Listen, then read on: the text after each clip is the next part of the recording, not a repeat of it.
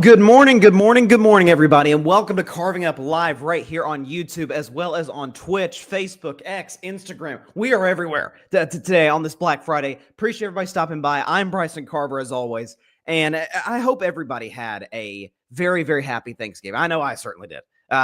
Listen, the Lions losing, that was a bummer, but I did pick Green Bay to cover and the points and to win. I did pick Dallas to upset and to win. We'll talk about that in just a moment. Obviously, Cincinnati covering and getting the W, great for my Pittsburgh Steelers. Thank you very much, Joe Burrow. We'll talk about him. We'll talk about all three Thanksgiving games. We've got a fired up edition of the Vol View on tap for you guys. Say you are not going to want to miss it at all. I cannot wait to get into it today. And of course, the end of the show, Week 13 NFL predictions. It's going to be very, very exciting. My guy Patrick Brown's in the comments. He says, "Are we live on a Friday morning?" Yes, indeed, we are. Patrick Brown.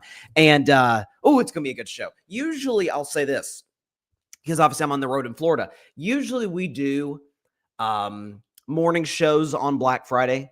Because now the last few years, the NFL's had a Black Friday game about 3 o'clock. They've got one today, big one, Bears versus Eagles. Very excited for that. You know, you've got some big games in college football today. We've got so much to talk about. That's the moral of the story. But I just wanted to kind of get out ahead of it now before some of the other games kick off. So let's get right into it. But first, let's start with America's team. How about them Cowboys? Yeah! Oh my goodness, how about them? So the Dallas Cowboys beat the Kansas City Chiefs 31-28 yesterday in Dallas. And let's just, why waste any time, folks? Because, this has not been an easy season, to say the very least, for Dallas. You start with the hiring of Brian Schottenheimer was quite controversial at the time. And by the way, I think it's fair to say we all owe an apology to Jerry Jones for that. We were like, oh boy, here we go. He's hiring another submissive coach like a Chan Gailey or a Jason Garrett or a Mike McCarthy. No, this guy's instituted a culture. He's an excellent play caller. The players love him. Schottenheimer's been a great hire. But initially it was like, not sure about this, hiring in-house. And then you had this situation where you trade for George Pickens. And it's like, kind of a head case in Pittsburgh. Trust me, he's a Steelers fan. I know that. Didn't have the temperament that you would prefer a player of his caliber to have. In a contract year, trade for him. And then you have the Micah Parsons situation. We'll talk about Micah later in the show. He balled yesterday against the Lions. The chaos there, you end up trading him to Green Bay. The franchise gets ripped for it. Then you have, of course, during the season, the tragic passing of a Cowboys player, Marshawn Nealand. And in the last 3 games, the guy, the man, the myth, and the legend, all-time leader and passer in Cowboys history. He broke that record, obviously, on Sunday. But let's get right into it. Say his name loud and do me a favor. Say it proud. Rain Dakota Prescott put up Dak's numbers against the Kansas City Chiefs. Couple touchdowns, did have the early interception, but rebounded from there. 69% completion, 320 passing yards, 100 rating, and a QBR 0 to 100 of 86. And by the way, Dak in his last 3 games, Dak Prescott's last 3 games has been nothing short of sensational. 8 touchdowns, 2 picks, 69% completion. He throws for about 314 yards per game, 113 rating, QBR 0 to 100 of 77. And of course, the record of 3-game winning streak for Dallas. And I'm here to tell you today, because this was the game that they had to get in order to put themselves in position to make a playoff push. And this was a desperation situation for both teams, Dallas and Kansas City. We'll talk about the Chiefs a little later. Dallas can not only make the playoffs, as they win out, I think they're going to make the playoffs. Like 11-5-1, that's going to get them in. Because San Francisco, if you look to the Niners schedule, it's not easy. And the way Brock Purdy's playing, they can win multiple playoff games. I absolutely believe that. They can win multiple. I'm not going to go out here and say they can win the Super Bowl. That's a bridge, not after a 3-game winning streak. I'm not going to go there. I think the Rams are the clear-cut favorite in the NFC. Philadelphia, Dak owns the Eagles, so that would play in Dallas's favor, but the Eagles are clearly a better overall roster than the Cowboys. There's no question about that. We'll just see if their offense gets going. But when you talk about an offense that is this good, when you talk about the number 1 scoring offense in the NFL, you talk about 2 guys who we know CeeDee Lamb's number 1 receiver, and he had the bad drop against Philly, bad drops in both games against Philly, played outstanding yesterday, separated consistently, won his one-on-one matchups. George Pickens, who had, kind of a quiet start early, obviously had the brutal fumble late that almost cost Dallas. Kudos to Kevontae Turpin for getting on the ball. So you've got two legitimate number one receivers. You've got a running game that's really good. Offensive line, pass blocking, it's not great. It's just not. Kansas City's not a good enough defensive line to expose that, as you saw yesterday. But Dallas's pass blocking O-line, not good. Pass protecting O-line, not good. Run blocking O-line, great. That they're really. Javonte Williams got some big holes. 4 or 5 yards a clip. They can be efficient and play ahead of the sticks in that regard. But the key to this team was always going to be their defense. Is the fact that, oh, shocker, when you trade one of the most dominant defensive players in the league, when you already weren't a good defense to begin with, you were going to get demonstrably worse. Well, again, kudos to Jerry. I don't know about the Quinn Williams trade long-term necessarily, just because of the cap situation at defensive tackle for Dallas. But in the here and now, he's been good. I saw a stat, last night. This is unbelievable by Quinn Williams. Do we have it? Okay. This season, in 3 games with the Cowboys, he has 21 pressures. That's 2 more, 21-19, that he had in 8 games with the New York Jets. Dallas can stop the run. Dallas' secondary has some holes. Again, Dallas' defense is far from perfect. It's still nowhere near elite. But I've said multiple times this year, if they can be average, if they can be okay, the 18th, 19th best defense in the NFL, like maybe even just a hair below average, oh yeah, they're going to make the playoffs. With that offense, they're absolutely going to get in. And what you have to consider when it comes to Dak Prescott, because I said this early in the game, because he had the early interception, but I was texting some friends of mine during the game, and I was saying, because Steve Spagnuolo, the amazing defensive coordinator for the Chiefs, what is he known for? Loves to blitz, especially on third down. His exotic third down blitzes. It's confused Josh Allen. It's confused some of the best, Brock Purdy, some of the best quarterbacks in the league, in the playoffs. Brock Purdy's not quite in the Josh Allen category, so at the very least, but you get what I'm saying. But as I kept texting people, I know this is what Kansas City does. I know this is what Spags does. That's the last quarterback on the face of the earth that you would least rather blitz. I've said this. Mahomes, for whatever reason, kind of struggles against pressure. Brady struggled against pressure. Dak, that has always been one of the checks in his favor. He's always been great dealing with the blitz, dealing with the pressure, and you saw that yesterday. We can show the numbers under pressure against Kansas City. 2 touchdowns, 1 pick, 83% completion percentage, folks. 108 passing yards, 109 rating, and he took 0 sacks. Now, again, some of that is the fact that Kansas City's defensive line, they really don't have a good pass rush at all. Chris Jones made a few plays, but he's had a down season, and they're not the type of defensive line to expose Dallas's weaknesses up front in pass protection. That's just not their forte. But under pressure, manipulating the pocket, making throws to his left, his right. The touchdown to Javonte Williams where he rolls to his right and kind of sidearms it. I don't want to sound like the Chris Collinsworth meme, but that really does remind you of Patrick Mahomes, of a Josh Allen, like that. Those are the kind of plays Dak's capable of making. He looks as athletic as ever. He's moving as well as ever. And it's time we be honest about this. If Dallas goes on the road to Detroit next week, and I know the Lions are kind of struggling a little bit. We'll talk about them in about 10 minutes or so. If Dak and the Cowboys go on the road to Detroit a week from now on Thursday Night Football and win, you better put Dak in the MVP discussion. I'm not even saying he should be the favorite. I've said this for about a month. Stafford, to me, is the clear MVP. I mean, Stafford in his last, 20 games has 45 touchdowns and 3 picks or something insane. Stafford's the MVP so far this year. Drake May certainly has a case. Dak's right there behind them. I think Dak's in the number 3 spot. You'll see Bryson's MVP ladder, which we do every other week on this show, next Wednesday. Dak's going to be up there. Because if you look at what he's done this season, he's been indisputably one of the 2 or 3 best quarterbacks in the game.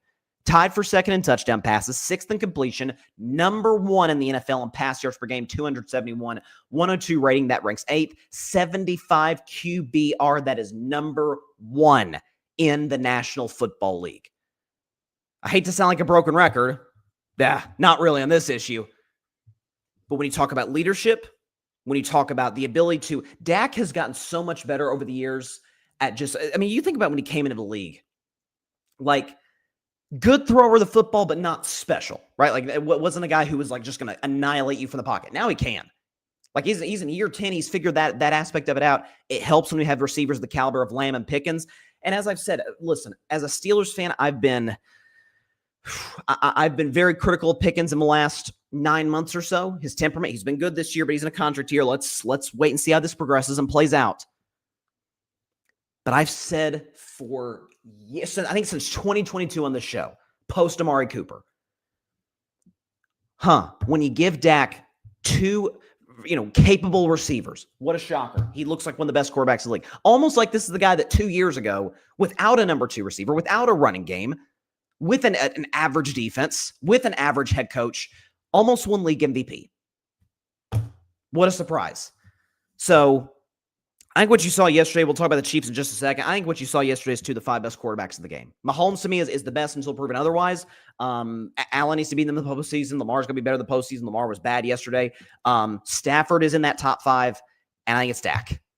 Given the chaos that the Dallas Cowboys organization provides each and every single year, given the fact he's had to carry a bad defense this year, given the fact CeeDee Lamb was out for a chunk of the season, given the fact the offensive line is not good in pass protection, he's been nothing short of sensational, and he's playing the best football of his career. Rain Dakota Prescott. Woohoo!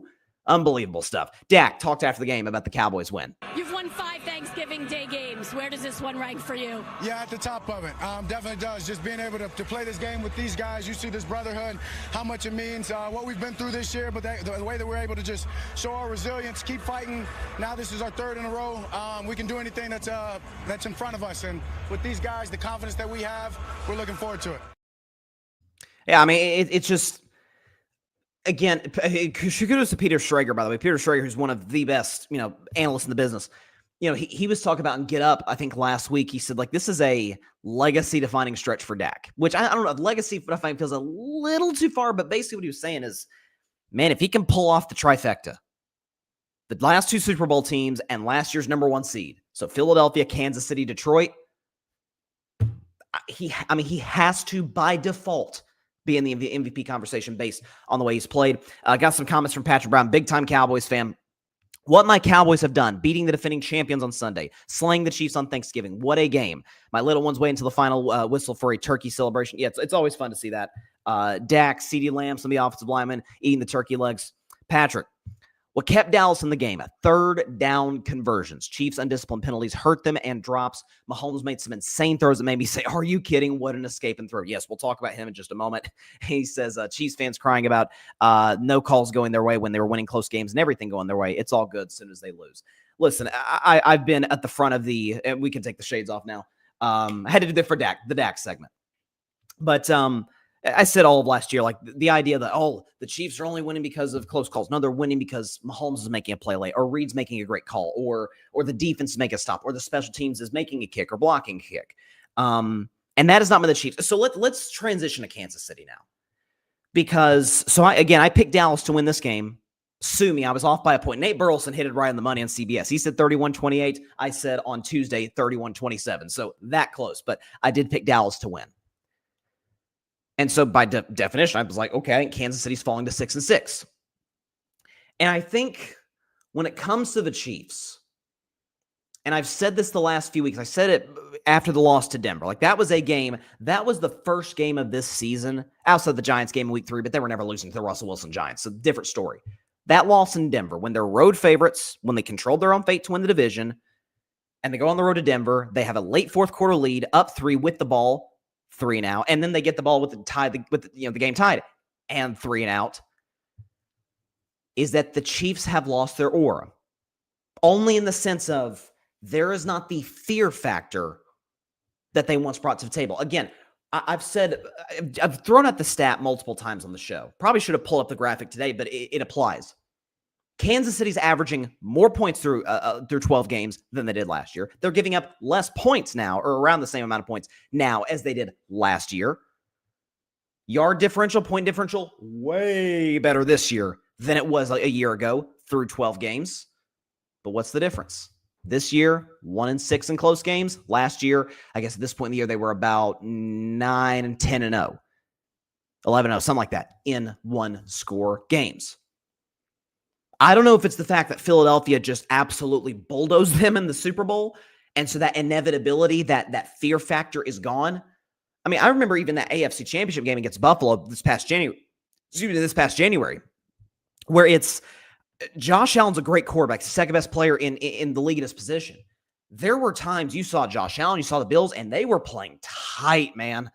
It was and it's Arrowhead Stadium. We know that's a different atmosphere in the playoffs, but it was, oh my gosh, like the hand wringing. They look nervous. Jalen Hurts did not. The Philadelphia Eagles did not. They exposed the matchup advantage they had in the Super Bowl, and we know it ended up happening in that game, 34-0 to start. I don't know if that's the line of demarcation that has gotten this team the last few weeks, but again, or the last, over the course of the season. But as I keep saying, the plays that Kansas City made, people are like, refs. Folks, refs are bad in almost every single game.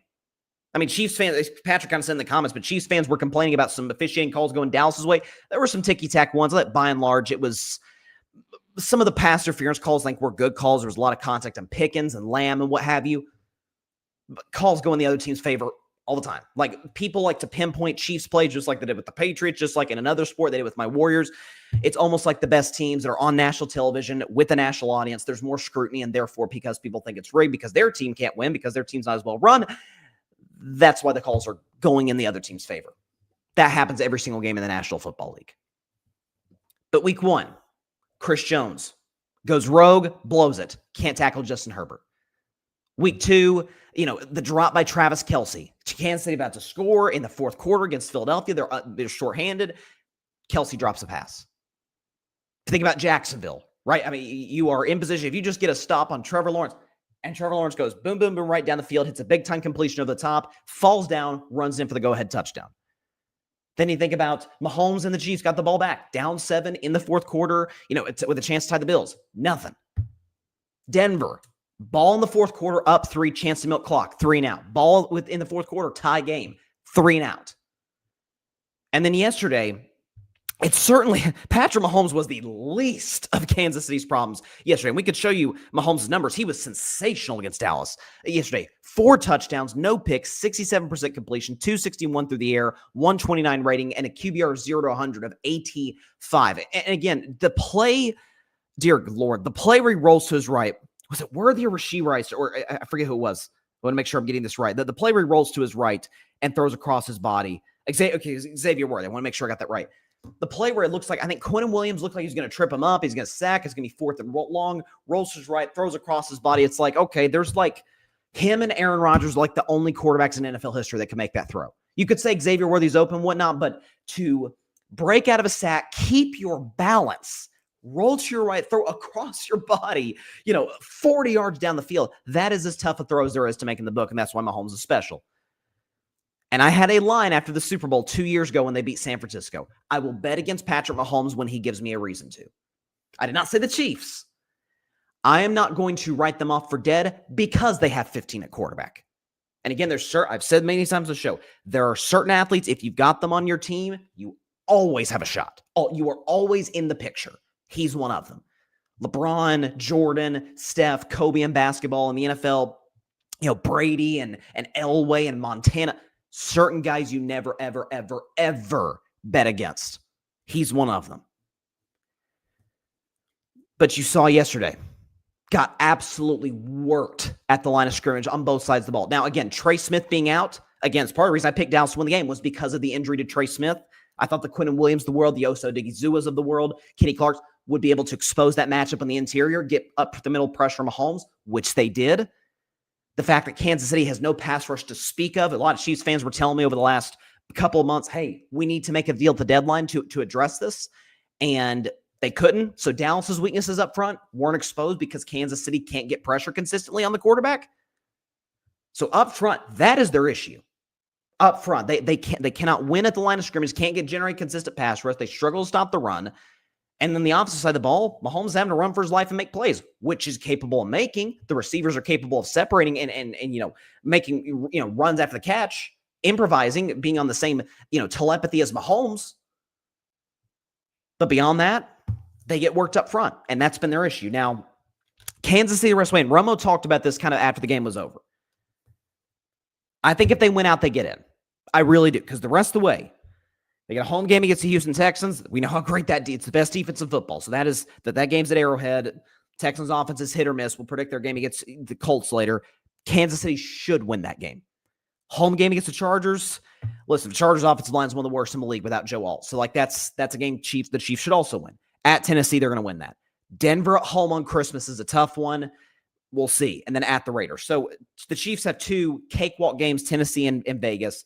The 2 games that they should win that I think they're better than, the Texans and the Chargers. And then obviously that Denver game is probably going to decide their season. If they win out, if they go 11-6, that will likely be good enough to get them in the postseason, because obviously I understand Chargers, Jacksonville, Bills, the 3 wildcard teams right now, they don't have the tiebreaker against any of them. But my guess is, I've said this, I think the Chargers are going to be the team that ends up missing of those 3. I really do. I think Buffalo's going to get in. I think Jacksonville's going to get in. I think Jacksonville might win the division.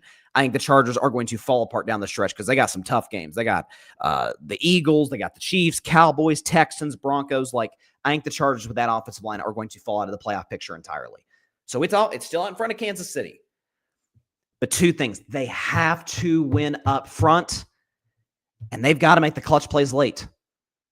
I mean, again, Mahomes gave them every single opportunity to win. Like, some of the drops by Rashee Rice and by Travis Kelce in the fourth quarter is like, what is going on right now? But when Mahomes goes down, scores, and it's like, oh boy, here he goes again. When he makes that play rolling to his right to Worthy, I'm like, oh dear God, he's going to do it again. Get the ball back to Dak. Cowboys bleed the clock. Kudos to them for, high percentage completions, not just being totally conservative and just running the ball.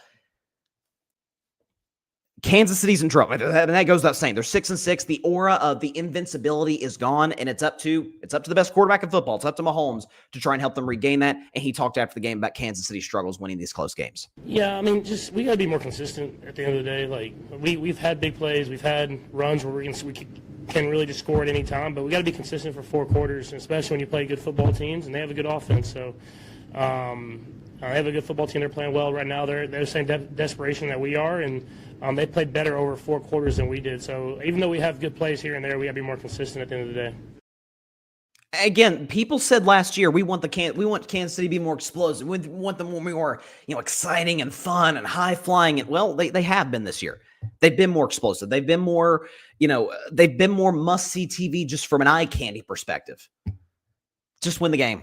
I don't just win the game. That's why I defended them last year. Like, guys, I went 15-1. I don't care how they do it as long as they got the best quarterback and coach in the league, which I think they do. Spags a great DC. There's only so much you can do against Ray and Dakota Prescott. As great of a DC as Spags is, as much success as that man has had in the postseason, going back to the Giants and now with Kansas City, when you run into that guy, number 4, it's a different ballgame, especially when you're running number 4 at Jerry World. Whew, Ray and Dakota Prescott, man, that was... Man, what a game that was. And, again, we're live right now. It's 10 in the morning. I'm sure the ratings will come out sooner or later today, but it will almost certainly be the highest rated game in the history of the NFL in the regular season, because you got America's team, Dallas. That goes without saying. It's on Thanksgiving. Whole country's watching. You've got the most, recognizable dynasty of the last 5 years in Kansas City, most recognizable quarterback, all of it, and Travis Kelce and the Taylor Swift factor. I'm going to say this. They talk about, and then we'll move on. They talk about the Kardashian curse. Like, whether it was any of the Kardashians dating NBA players and their productivity just plummeted. It was like, there were actual statistical studies done, and it was unbelievable. Like, okay, this might actually be like a real thing. I think it works in reverse with Taylor Swift. I don't know what it is. I don't know if she has them in the games. I don't know if she gave the heads up to CBS. Hey, guys, stop showing me, because contrary to popular belief, Taylor Swift isn't the attention hog that people say that she is. Although there was a funny moment where Kelce caught a touchdown in the first half, and CBS showed Brittany Mahomes. I guess they assumed Taylor was going to be there, but that was, oh God, when they saw, I was like, that ain't Taylor, guys. I thought that was funny. But I don't know if Taylor hasn't been at the games. Like, Taylor's got to show up for this team. She's got to show up. Like, again, she is the reverse Kardashian curse. Now, Kelce's been great this year. He's played much better than he has the last couple of years. But I don't know. I'm just watching. I'm like, where is Taylor? She's got to be there for the team. She's got to be there to give them good luck, because she has been that. But God, that was so funny when they showed Brittany in the box when Kelce catches a touchdown. I'm like, guys, not all blondes look alike, okay? At least they showed Mahomes' wife. At least they didn't just show some random lady in the stands. Let's transition now to the early game. Man, it's a tradition unlike any other. The Detroit Lions losing on Thanksgiving. It doesn't matter if the Lions are terrible, if they're mid, if they are Super Bowl contenders, which they've been the last few years. Man, they just do not win on Thanksgiving. I mean, Jared Goff's now 1-4, on Turkey Day. But Green Bay wins this one, 31 to 24 is a very impressive win by the Green Bay Packers. I did pick Green Bay to win. I thought the fact that Detroit's offensive lines kind of struggled a little bit. You saw Frank Ragnow come out of retirement, which is huge. I remember talking about Ragnow's retirement during the regular season. I thought that was one of the biggest stories in the NFL that didn't get that much coverage because it's an offensive lineman. It's not going to be he's not a flashy player, but he was elite for that Lions offensive line for years, and it's huge that they're getting him back. But Green Bay, I think, is kind of finding their mojo a little bit. They had that stretch where they were losing to Carolina. Obviously, early in the year, they lost to the Cleveland Browns and tied Dallas the week after that. But they lost to Carolina. They scored 7 points at home against Philadelphia, and Jordan Love's kind of struggling. It's like, LaFleur's play calling is conservative, but also really predictable. Like, what's going on with this team? But what has kept them in this game? Then we'll talk about Jordan Love. But what has kept them in these games? What's the biggest reason that the Green Bay Packers are 8-3? It's that defense, coordinated by Jeff Hafley and led by that guy, Micah Bleepin Parsons. Put up Micah's numbers yesterday against Detroit. He absolutely annihilated the Detroit Lions, Jared Goff, and that O-line yesterday. 2.5 sacks, 3 tackles for loss, 8 tackles, 6 pressures, 29.6% pass rush win rate, and he is on pace for 17 sacks, which would be by far his career high. I think his career high in sacks to this point is 14. He is on pace for 17.5 sacks. And that's getting overshadowed by Myles Garrett because Myles Garrett's going to shatter the sack record, but Mike has played at the best football of his career. And it's just Green Bay's secondary was I thought, by and large, it kind of struggled a little bit, giving up plays to Jamison Williams. But it is as a tale as old as time with defensive football, is that when you do have some of the hole in the back end of Green Bay's secondary, which they have, greatest pass coverage or greatest pass defense is a pass rush. It is a Micah Parsons. It is a Rashawn Gary getting to the quarterback on a consistent basis. And Jared Goff, who we know, I've called him many times on the show, the last of a dying breed. He is the last strictly pocket guy. CJ Stroud got Jared Goff comparisons coming out of Ohio State. He can move a little bit. Remember that game against Ohio State back in college? Like, CJ can move. It's not his forte, but he can. Jared Goff cannot move. He is a strictly pocket guy. That is, he does not move out and make plays. So when he's dealing with pressure, when Micah Parsons is coming at him like a cheetah chasing down its prey or a lion chasing down its prey, then there's just nothing that he can do about it, that the Lions offensive line can do about it. But for Green Bay's offense and for Jordan Love, first of all, let's show Jordan Love's numbers because he was outstanding against Detroit. 4 touchdowns, no picks, 60% completion, 234 yards, 124 rating, and a QBR 0 to 100 of 94. You can attribute some of his success to the fact that Detroit just does not have a good defense. They just don't. Whether it's some of the bodies they've lost, whether it's just a terrible secondary, whatever the case may be, like Detroit's in this kind of brief run that they've had, have never had a great defense. So maybe it's attributed to that. What I would also look at is the fact that, and this is one of the reasons I picked Green Bay to win the division, why I viewed them even before getting Micah Parsons as a Super Bowl contender. They are as deep as it comes when it comes to offensive skill position players. I mean, think about yesterday. No Jaden Reed, no Tucker Kraft, no Matthew Golden. Like, they were missing a lot of guys out there. But Christian Watson's been back, and Christian Watson's playing some of the best ball of his career, making contested catches, beating guys over the top. You saw him do that yesterday against Detroit. Romeo Doubs making plays. Dontavian Wicks, who made he was great all day. But the 4th down catch, my Lord, what a fingertip grab by him. Green Bay's offensive line won at the line of scrimmage. Like, that has been their offensive line hasn't been as good as advertised or as expected. Green Bay ran the football effectively, which that's Josh Jacobs hasn't had quite the year this year that he had in 2024. And that looked every bit like a Super Bowl team. And I've said through points this year, even in some of Green Bay's wins, like against, the end they tied Dallas, obviously, but the game where they barely survived the Cardinals, or some games here and there where they're kind of struggling a little bit against the Giants. It's, man, that like they have moments. They have, times. Mike has been consistent all year. He's been great all year. The Packers defense in general, the pass rush has been great all year. That offense is hit or miss, whether it's play calling, offensive line play, running the football, Jordan Love's decision-making. It's just been kind of a roller coaster. And you look at this team now, and it feels like they're kind of figuring it out. I mean, if you remember, end of 2023, like when I think there was a couple games against the Chargers, there was another Thanksgiving game against the Lions, which Jordan Love plays some great football. There's some memes saying he's great on Toyota-thon, Jordan Love. But in all seriousness, Jordan Love dealt with a lot of injuries last year. Wasn't the case in 2023. and he was brilliant. He was one of the best quarterbacks in the league in the second half of the year, which culminated in the blowout win over Dallas in the playoffs, and then coming very close to being the number 1 seed Niners in the divisional round. If he's able to replicate that streak, the rest of the year, if that defense is able to continue to do what it's doing, and that's just get consistent pressure every single game on the quarterback, that's the team that after the Micah Parsons trade, a lot of people said, hey, they're going to win the NFC, and some people said they're going to win the Super Bowl. I still think today the Rams are the clear favorites in the NFC. I think Seattle's in that discussion. I think you can't just kick Philadelphia out of the picture. The defending champions, they're 8-3. Like they're still in that.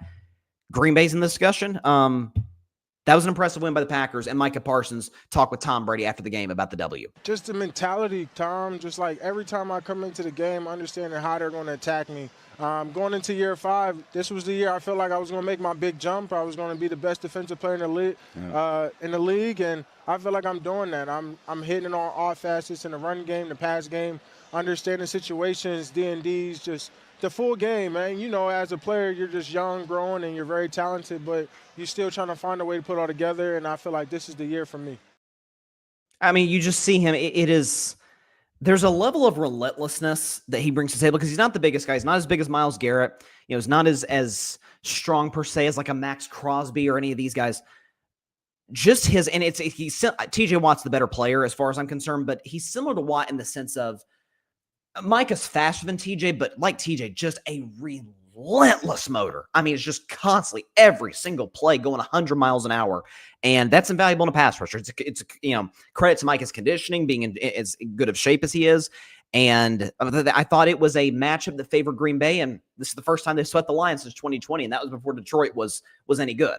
So really impressive win by the Packers. Kudos to Matt LaFleur. That was a gutsy call going for it on 4th down at midfield late, because if you don't get it, Lions have a short field, and maybe they had the momentum. Jamison Williams made some plays.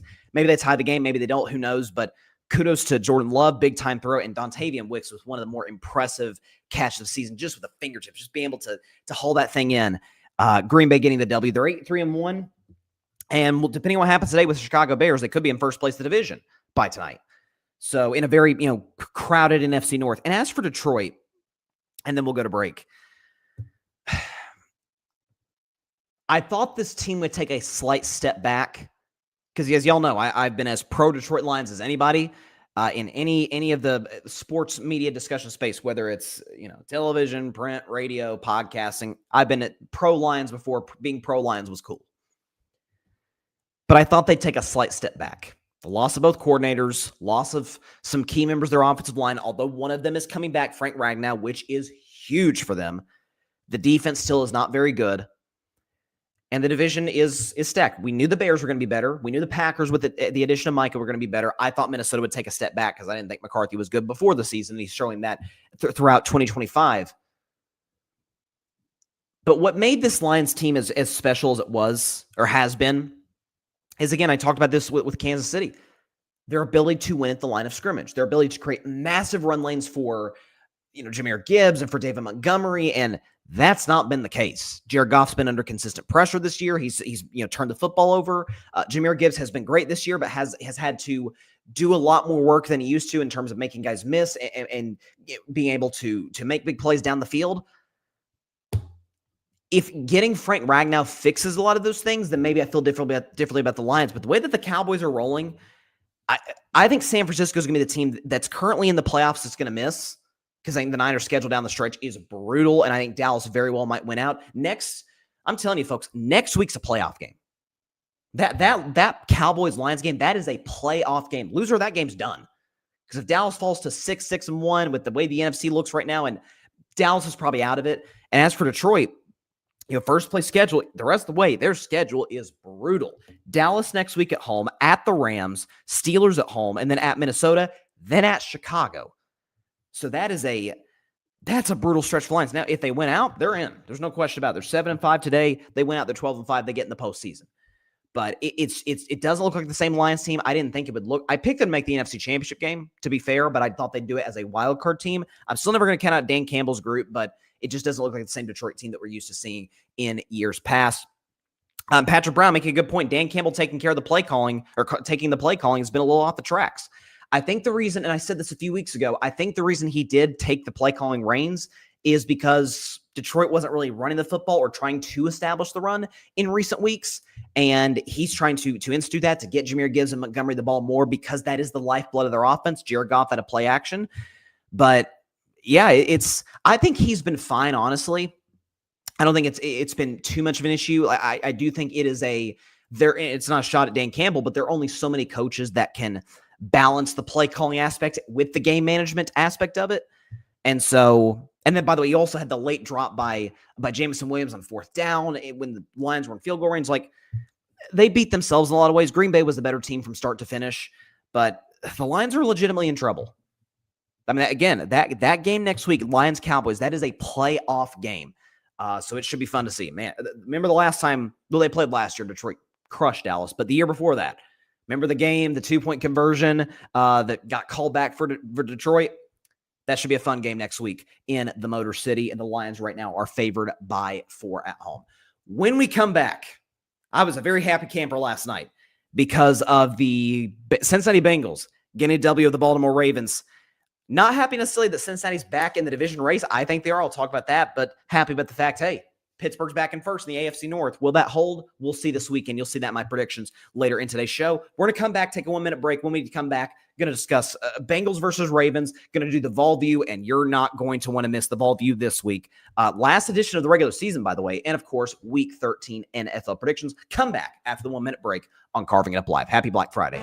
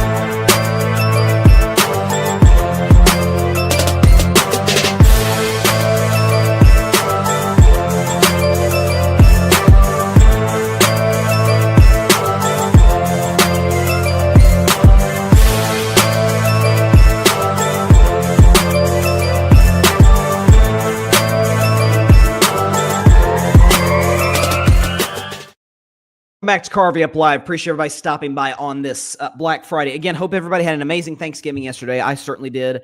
Had a delicious dinner around like 3 o'clock yesterday at the Contemporary Resort. I was watching the Lions-Packers game with my sister. She was very, very excited about Green Bay's win. So that was good. Dinner last night was solid at the Disney's Wilderness Resort. Fantastic stuff. And yeah, just had a very kind of chill day with family, watched a lot of football, the parade in the morning, a little bit of dog show here and there. Of course, it's a annual tradition, and then just enjoying the day yesterday. So shout out to everybody. Hope y'all had an amazing Thanksgiving with your family, loved ones, and the whole bit. And the nightcap of Thanksgiving was the Cincinnati Bengals going on the road to Baltimore and beating the Ravens 32-14. Joe Burrow, in his return, played pretty darn well. Do we have the Joe Burrow graphic? Yes, we do. Here it is. Joe Burrow, last night against the Ravens, 2 touchdowns, no picks, 52% completion, 261 yards, 83 passer rating, QBR 0-100 of 59. So a solid outing by Burrow's return, considering the fact that he hasn't played in 2.5 months. For Cincinnati, and then we'll talk Baltimore, they're back in the division race. Like they're not going to win out and like get that last playoff spot in the AFC. That's too much ground to have to make up. That they have to win out. Basically, you could argue they maybe have to win out to a certain degree, or only lose one more game in order to win the AFC North. The AFC North today is a type of division where I think 8 and 9 could get you in. 9 and 8 I think will get you in. First team to 9 gets in the postseason. But if you look at the AFC North today, and I'm a Steelers fan, so on one hand I was like, yes, great, Ravens, winning streak. Stops at 5. The Steelers are back in first. We'll see what we do against Buffalo in a critical game this weekend. But when you consider the fact that Pittsburgh and Baltimore still play each other twice the rest of the year, when you consider the fact that now Cincinnati's done playing Pittsburgh, but when you consider the Pittsburgh schedule the rest of the way, and I've said this for many weeks, is why I'm a Steelers skeptic as a Steelers fan. Steelers schedule the rest of the way. Bills At the Ravens, Dolphins, that's an easy one. At the Lions, at Cleveland in that defense, Ravens at home. That is a tough schedule the rest of the way. And as for Baltimore, the team that has a first-place schedule the rest of the way, they've got Pittsburgh, at the Bengals again, Patriots at home, at the Packers, at the Steelers. That is a murderer's row of a schedule. Cincinnati, on the other hand, not so bad. At Buffalo, that's kind of tough. Ravens, at Miami, Arizona, and the Browns, but that game is in Cincinnati. I am by no means predicting the Bengals to win this division, but I think when you have a Joe Burrow who was healthy, who was whole, who, by the way, did all this without T. Higgins, Jamar Chase was back, in the lineup, the Bengals ran the football effectively. They turned, the Ravens over multiple times. This is a type of situation. I was big on my show, after that loss on Sunday to New England, they fall to 3-8. Like, don't start Joe Burrow this week. It's a short week. It's at Baltimore, Thanksgiving. I know it's fun to see Joe Burrow back. He's one of the best players in the league at his position. We don't want to see him get hurt out there. And Cincinnati's offensive line still isn't very good, but he gives him a shot. Again, there's certain quarterbacks, the Mahomes, Josh Allen, Lamar, Stafford, Dak, Burrow.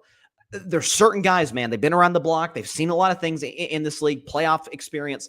And if you have them on, under center, you have a chance to win every single game that you play. Doesn't mean you will, obviously, but you've got a shot. And the Bengals, by the way, this year, for what it's worth, 3-0 in Burrow plays. Beat Cleveland in week 1. Burrow got hurt early in that Jacksonville game, but he does get credit for the win. And then last night against Baltimore, with any prayer chance they have at making the playoffs as the division champion is up in the air, and he played relatively well. The defense forced a lot of turnovers.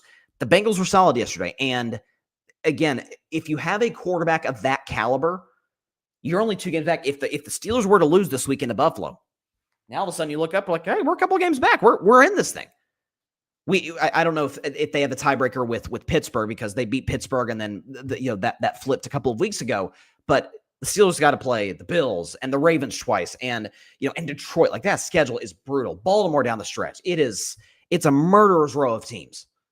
Not the case in Cincinnati. Got a couple of tough games with the Ravens and with the Bills. After that, Cardinals, Dolphins, Browns is a tough defense, but that game's in Cincinnati with potentially the division on the line. That was a solid performance, and Joe Burrow was accurate. Joe Burrow was at least accurate in the second half. Got off to a little bit of a slow start. The turnover certainly aided Cincinnati, but Joe Burrow talked about his performance after the game. It was great to be back out there. I was, a lot of emotions running through it at the end of the game, so it's just good to be back with the guys. If you're going to grade yourself, what would you give your grade today? Time back in game. I thought second half I started to put it more where I wanted and settled in a little bit.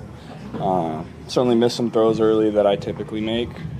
But after that, I felt pretty comfortable back there. I thought the O-line did great. We ran it well. Obviously, defense played great. So I'm just going to keep getting better.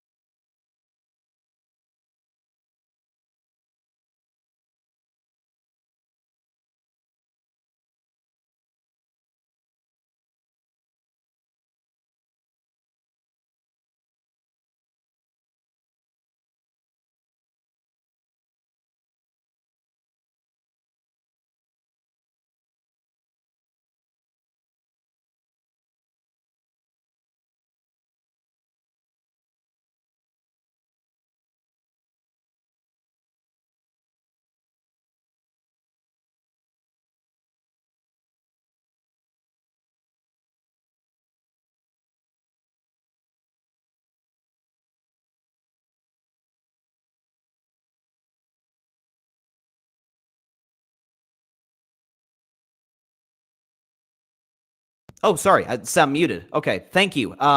Barry Grant Jr. and Patrick Brown. Apologize for that, guys. Thank you so much for letting me know in the comments. Yeah, my mic was muted there.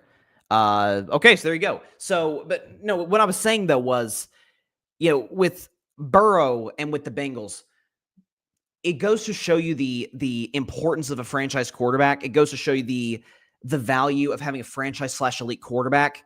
And with Cincinnati, we don't trust their ownership. We don't trust Mike Brown. None of us really buy Zach Taylor. Jamar Chase had the spitting incident a couple weeks ago with Jalen Ramsey, which I talked about in the show. And T. Higgins was out last night. The Bengals defense, which was good last night, but it's been the worst defense of football this season. And the Steelers are better run. The Ravens are better run. The Bengals have had more, the Browns have been in the playoffs more recently than Cincinnati. But you institute Burrow, you institute the guy. JJ McCarthy says he has an alter ego of 9. I think that belongs to Burrow. And that was a really impressive win by the Cincinnati Bengals. Kept their season alive. There's no question about it. Sorry about the mic muted. Thanks to Barry and thanks to Patrick for letting me know in the comments. That was that's unfortunate. Let's talk about the Ravens side of us, though. So obviously they're still very much in the division race. If the Steelers lose on Sunday to the Buffalo Bills, I think they're back. I know they're back tied for first. For whatever reason, I don't know if he came back too soon. I'm not sure what's up. Lamar Jackson's been atrocious in the last 3 games. And the Ravens offense, outside of that one win against Miami, which, come on, has not looked even – it does not even resemble a Lamar Jackson Ravens offense. But look at Lamar in the last 3 games. He's been a bad quarterback. And I think Lamar's the third best quarterback in football, but he's been awful last 3 games. No touchdowns in the last 3 games. 5 turnovers, 55% completion, 213 total yards, 63 rating, 28, 0 to 100, 28 QBR, and he has been sacked 8 times in the last 3 games. I thought last night his accuracy was off. Obviously, his decision-making was terrible. Multiple turnovers, the fumbles killed him, but was missing Zay Flowers, didn't look kind of jittery. I don't know if maybe it's playing on Thanksgiving. I don't know, but just did not look like the Lamar Jackson that we're used to seeing. Like when certain athletes that are so athletically gifted kind of get into a rut, Steph Curry's talked about this. Like, you don't look at Steph Curry, obviously he's an all-time great athlete, but just as a physical specimen. No one views him as that. But Steph Curry's greatness is hand-eye coordination, is, seeing the floor, is a level of depth perception that might be unparalleled in modern human history. But when Steph Curry goes into some of these shooting slumps, it's, okay, get back to the basics. It's footwork. Maybe it's my form. Work with Bruce Frazier, one of the assistant coaches of the Warriors. Like, let's work on a few things. Let's get this thing back. I've taken a lot of shots over the course of my life. Let's rely on the experience that I have. And then he gets back into it. Josh Allen's had similar struggles, like, again, go back to football. Josh Allen's had that. Mahomes has had that, some mechanical issues. I think that's what the issue is with Lamar right now. His feet aren't set. He's not throwing very well on the run. He's overthrowing guys. Again, the decision-making has not been good. I think a lot of this for Lamar Jackson is going to be, hey, we got 10 days off. Who do the Ravens have next week? I think the Ravens have the Pittsburgh Steelers. Okay, so there you go. It's a huge divisional game a couple of Sundays from now.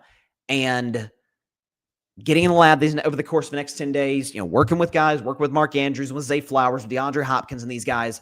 Let's get the timing back down. Again, come back mid-season, Cooper Rush was in there, but then Tyler Huntley had the win. We've won 5 straight games. The defense, last night notwithstanding, has been pretty good since the bye in this 5-game winning streak that we just had. It's just going to come down to whether our offense can be consistent, because they scored 40 on Buffalo in week 1. They were great against the Browns defense, which is saying a lot. Had an explosive fourth quarter, kind of struggled against Kansas City in the game where Lamar got hurt, and then hasn't looked the same since. Had a great second half against the Miami Dolphins, but struggled against the Browns, and struggled against, which, again, the Browns have a great defense, but still they took a Mark Andrews fake tush-push run touchdown just to win that game against Shedeur Sanders, who comes off the bench and goes 4 for 16. And then last week, of course, against the Jets, where if they had played 27 other teams, I think they probably lose that game, because they're playing the Jets and Tyrod Taylor in that offense. They're able to get out of there with the W. It's why I said partially not before the season started, but after week 1, that's not a Super Bowl contender. After they blew that lead to the Buffalo Bills, I said, I know it's one weekend. They're not a Super Bowl contender. If you blow that many double-digit leads in the John Harbaugh era in the last few years, I can't take you seriously. They can still absolutely win the division. I still think, with respect to Burrow, they have the best quarterback in the division. Defensively, the Browns are the best defensive division by far, but they just don't have the offense. The Browns aren't contending for the playoffs anytime soon. It's again, turnovers killed him. Mechanically, Lamar looks off. And Lamar's the type of guy, and I tend to love this in my athletes, but it can be a blessing, it can be a curse. Lamar is so hard on himself. Like when he missed the throw, he's like, slapping his helmet, gosh, darn it. You know, I'd much rather that than just be aloof, than be like, well, whatever, it is what it is. Who cares? You know, Tom Brady was that way. Peyton Manning was that way. Not aloof. They were like, oh, gosh darn it. You know, sometimes they would get after guys or be mad at themselves or whatever the case may be, getting into stuff with coaches. It's kind of the issues I've had with Aaron Rodgers over the years. If he's struggling, the offense is struggling, by and large, he kind of goes and sits by himself on the bench. That's not Lamar. He's fist bumping guys. Hey, let's go. We got this. Let's, one more drive. We're going to get things back on track. And that's a great leadership quality of Lamar. But Lamar at times doesn't have a short enough memory to, okay, bad play. Let's move on to the next play. That's something that he's kind of struggled with over the course of his career. And again, it can be a blessing and it can be a curse. Last night was a curse. And Lamar Jackson talked about his turnovers last night after the Ravens loss. No, I just got to play consistent. Can't have turnovers, especially in any game, not just this game, but any game. Can't have turnovers, 2 fumbles, in the interception, tip interception. We got to be consistent. We put our defense on the field too much. We can't have that. And again, they beat themselves. There's no question about it. I don't even want to say that Cincinnati's defense played that well. Sometimes turnovers are luck. Sometimes, the way the football's shaped, the way that it's shaped kind of funny. The ball can just bounce your way sometimes. Sometimes it's your day. Sometimes it's not. That's why defenses that tend to feed off of turnovers, I have a lot of skepticism of. My Steelers this year have kind of lived off turnovers. That's not always sustainable because you might be playing more efficient offense, a team that plays more smart, more efficient. And also sometimes turnovers are just dumb luck. I mean, you saw yesterday that the George Pickens fumble. There were 4 Chiefs in the area. Ball bounced a certain way. Kevontae Turpin hustled the ball, got on it, probably saved Dallas's bacon in that game. And so any defense that lives off of turnovers, I tend to be kind of hesitant with that because that's not always sustainable over a 17-game, 3.5-4 month regular season. But that was a game for Baltimore you really wanted to get, especially given what your schedule looks like the rest of the way. But I'm telling you, I'm glad the Bengals won. So now Pittsburgh's number 1 in the division, but there's also part of me that's like, ugh, God, Cincinnati's not dead. I'm glad Pittsburgh played the Bengals twice without Joe Burrow.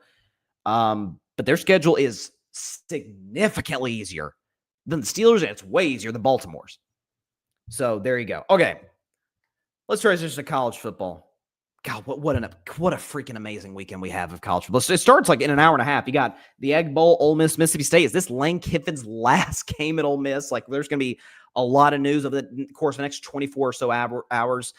Ole Miss needs a lot to go their way to make the SEC championship game. I doubt that it happens. But you got that. You got Georgia Tech, which lost a little bit of steam after Georgia Tech lost to Pitt last week, but still Georgia Tech almost beat Georgia last year in between the hedges on Black Friday. The Dogs are 13.5-point favorites. You got Texas A&M against Texas. Could the Longhorns get in as a 3-loss team? A win against Texas A&M at home would go a long way, but Marcel Reed has been great. Arizona State's a rivalry game. Then tomorrow you got Ohio State, Michigan. You got Miami Pitt. You got some great rivalry games. Iron Bowl, which has an upset vibe to it. I don't know. Again, I say all the time on this show, I've said it for years. I say it on Saturday Morning Tailgate, which, by the way, while we're on Saturday Morning Tailgate, so check it out tomorrow, 10 a.m. Eastern, 7 a.m. Pacific time, live on the Grid Network's YouTube channel and on X. Myself, Tim Barnard, Arthur Hurst. And by the way, Tim Barnard, you're in for a treat, folks. Tim Barnard, Florida fan, I'm a Vols fan, is going to sing Rocky Top on the show tomorrow. So you might just want to stop by for that. It should be very, very fun because we had that bet and it's going to be interesting. But great games in college football. But in between the hedges, or not in between the hedges, in Jordan-Hare, some of those night games at Auburn, man, I don't know what it is. Toomer's Corner, some weird stuff happens at Auburn. So Bama needs to look out. That could be a strange game. Bama always either loses or comes close to losing in the last decade at Auburn. So that should be fun. Ohio State, Michigan. But the game that I'm excited for is a game that I've been looking forward to for a long time, about 5.5 months to be exact. It was a game that, as a Tennessee fan, that wasn't really, I'll be honest, really wasn't on my radar before the season. It's like, okay, that's a win. But things have changed. Things were said in the offseason. Things have happened this year during the regular season. And the Tennessee Volunteers could humble some people. So let's go and get started. The Vol View starts right now. Kneecap. Sound bites. Wrong sound bite. The Vol View starts. The Vol View starts right now.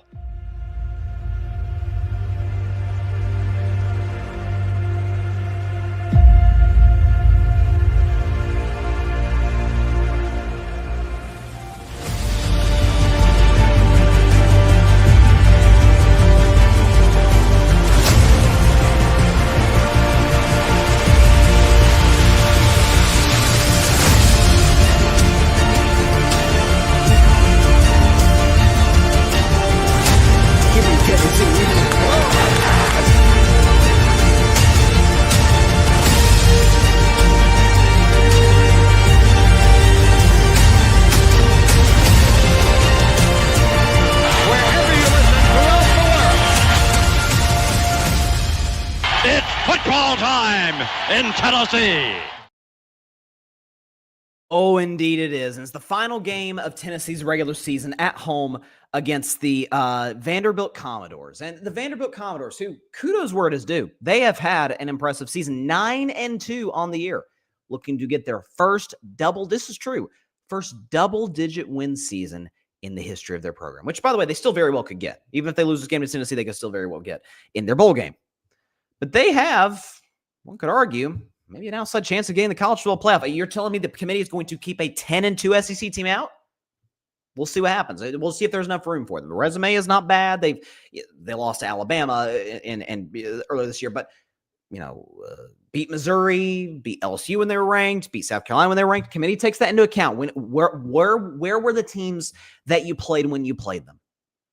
Well, in this matchup, Vanderbilt Commodores are, playing good football. They're the 14th ranked team in the country. Tennessee's the 19th ranked team in the country. That game's in Knoxville, Neyland Stadium, where, according to Diego Pavia, because we know when you think Tennessee college football, it's the first thing you think. Well, you obviously think about the Vols. You probably think about the Memphis Tigers second, if we're being honest. But Tennessee has run that state. National championships and SEC championships and SEC legends and Peyton Manning and Reggie White and all of these guys. And certainly recent history, they've been a significantly better program despite some lean years. But Diego Pavia seemed to think earlier this year in June on a podcast that the change in the guard is about to be under effect. Take a listen. Vanderbilt's going to run Tennessee after this year. This is going to be the new staple of college football is going to happen here at Vanderbilt. Do any of you and the boys ever talk about that? We got to be the state school. Well, we're in Nashville, Tennessee. We're in the Music City. We need to be the brand of Tennessee. Everyone wants to come to Tennessee because of Nashville. So they want to come to Nashville, so Vanderbilt. And then when we have the most money in NIL, why not come here? Listen, boy, there's a lot to unpack there. Excuse me. That is true. People do love to come to Nashville. I've been in Nashville multiple times. It is an amazing city. Amazing city. The atmosphere is great. Obviously, the country music and the food's amazing and the atmosphere. And it's especially on weekends, it's a great, great city. And, they're getting a new stadium. The Tennessee Titans are getting a new stadium soon. I hope they get a Super Bowl. Nashville would be an amazing Super Bowl host in the future. Love Nashville. People come to Nashville for a lot of reasons. I can assure you the Vanderbilt Commodores football program is not one of them. I can guarantee you that. But Diego Pavia earlier, we're gonna run the state of Tennessee. When you think college football in the state of Tennessee, you're gonna think Vanderbilt before you think about the Vols. This has very much, to use an NBA example, doesn't this have a Clippers-Lakers vibe to it? Remember 2019 and LeBron was already with LA, but they had Anthony Davis. It's here we go. The Lakers are contender. The Clippers get Kawhi and Paul George, and oh my gosh, they're gonna run through everybody. And Kawhi's got the commercial where he's got the crown, kind of taking a shot at LeBron. And it's the Clippers city now. It's a Clippers town. And the Clippers end up blowing a 3-1 lead in the second round. The Lakers go on to cruise to a title in the playoffs. It's the city of LA, it's a Laker city. Now, I'm no Lakers fan. I love the Warriors, but fair is fair. The Lakers run LA. The Vols run the state of Tennessee in college football. Never forget Diego Pavia. And you have been productive. Kudos to you. Diego Pavia this season, has been one of the more impressive quarterbacks in the SEC. 26 touchdowns, 6 picks. He's been good. No shade. He's been good this year. But never forget the Vanderbilt Commodores in their history. Do you want to know how many times? Here's a fun bit of trivia. Do you want to know how many times Vanderbilt has won 2 or fewer games in their football history? And by the way, the first year they had 1890, they played 1 game, so that doesn't count. Modern college football era. Do you know how many times Vanderbilt has won 2 or fewer games in their history? Just take a guess. I'll let you. Just play the Jeopardy music in their head. 28 times. 28 times Vanderbilt has won 2 or fewer games. Now, Clark Lee has changed that. Clark Lee is the head coach of this team. By the way, the news broke right before I went on air. He just signed a 6-year extension, which is great news for Vanderbilt. That's another coaching domino. Eli Drinkowitz with Missouri signed an extension. So those are 2 big head coaching dominoes that are off the table. Clark Lee's done a great job. Diego Pavia has been great for the culture of Vanderbilt. Kudos to him. But this man thinks he's just going to walk into Knoxville. See, Vanderbilt played Tennessee last year and Tennessee won. Tennessee actually had to win that game in order to get in the college football playoff. They lost, they were done. If they won, they were in. And they won. This is an opportunity. Vanderbilt still has a shot at the playoff. Not if they lose this game. This is a playoff game for the Vanderbilt Commodores. And this is the first time that one Diego Pavia is going to step foot in Neyland Stadium Saturday afternoon. And to quote one of the greatest college quarterbacks of all time, certainly in the last few years, Baker Mayfield. Baker Mayfield's first start, or one of his first starts rather, at Oklahoma was on the road. I remember it very well, at Neyland Stadium back in 2015. Oklahoma won that game. But Baker, when asked about the noise at Neyland Stadium, this is what Diego Pavia is walking into. Baker Mayfield, when asked about the noise, quote, "That was probably the best game experience I've ever had and probably ever will have. That's a different type of loud. I can't even describe it. It was unbelievable." He then went on to say that the fans, this is a real quote from Baker. Quote, "The fans were a constant oppressive force that made it impossible to communicate and that they had to change their snap count on the first drive." He also said, in terms of the pregame atmosphere, that before the game, the crowd was unbelievable. He said, quote, "The game wouldn't even start for another hour, but those people seemed to think that it was kickoff." That's what Diego Pavia is walking into. And listen, I'm not going to be, I'm in Florida, so I'm going to be at the game in Knoxville tomorrow. But if the Tennessee, people working the scoreboard and the Jumbotron, all that, are smart, play that bite that I just played. Play that podcast clip of Diego Pavia saying, "Yeah, this is going to be our state now." Okay. Say, careful what you wish for, buddy, because this is a team. And this game is not just going to come down to Diego Pavia. It's going to come down to that Vanderbilt defense, which has not been good. Gave up 38 points to Auburn. At home, by the way. Gave up 38 points to Auburn, 34 points to Texas, 30 to Alabama, 24 to LSU, which is like giving up 30 to anybody else. Gave up 35 points to Utah State. Was Jordan Love playing for them? What's going on? Vanderbilt does not have a good defense. And against Joey Aguilar and the Vols, who got a huge, you can say Florida's terrible, and they are terrible, but got a big monkey off the back of the Tennessee football program. Had not won against the Florida Gators in the swamp in 22 years. And Diego Pavia and those Vols walked in there and got a W.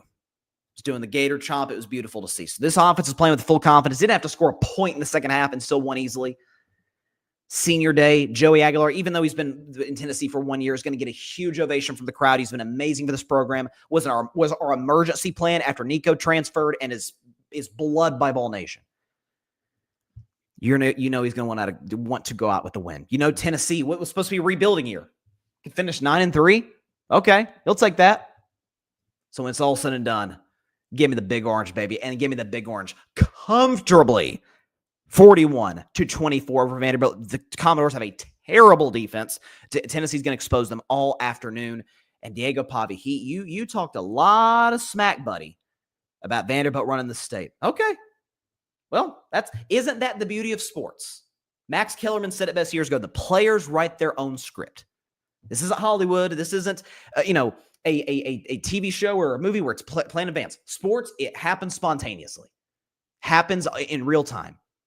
You'll get to prove your get your opportunity to prove that you are the best quarterback in college football in the state of Tennessee and that Vanderbilt is the program, even though they never won double-digit games in their program history in the state of Tennessee. Okay. If you win tomorrow, you could be in the playoff.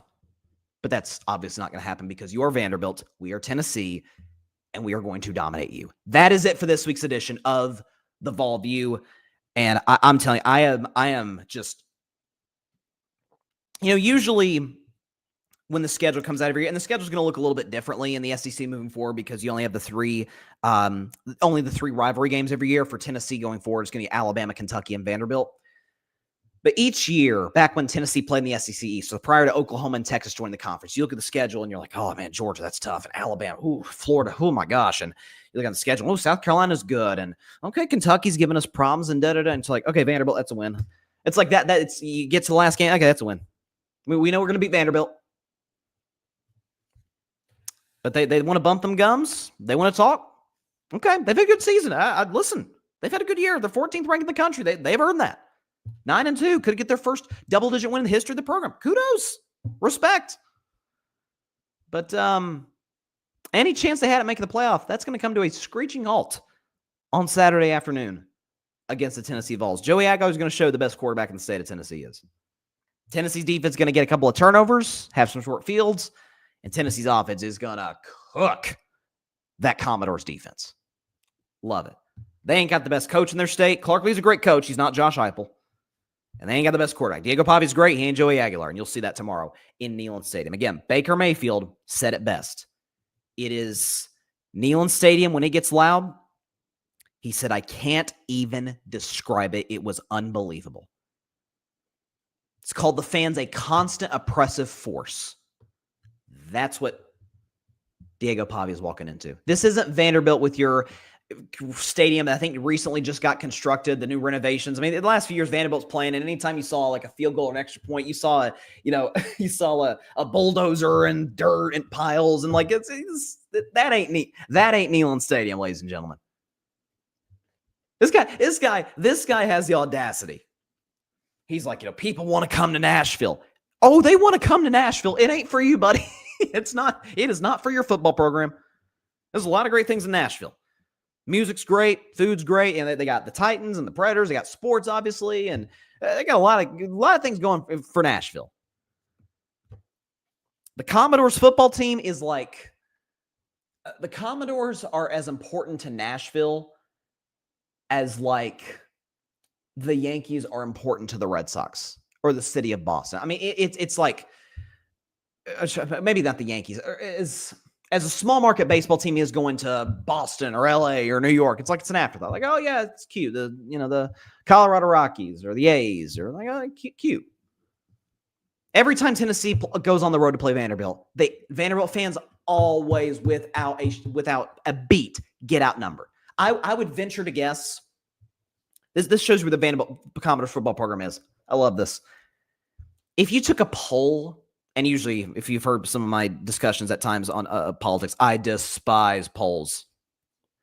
But if you were to poll the city of Nashville, I would just about guarantee you there are more Tennessee fans in Nashville than there are with the Vanderbilt Commodores.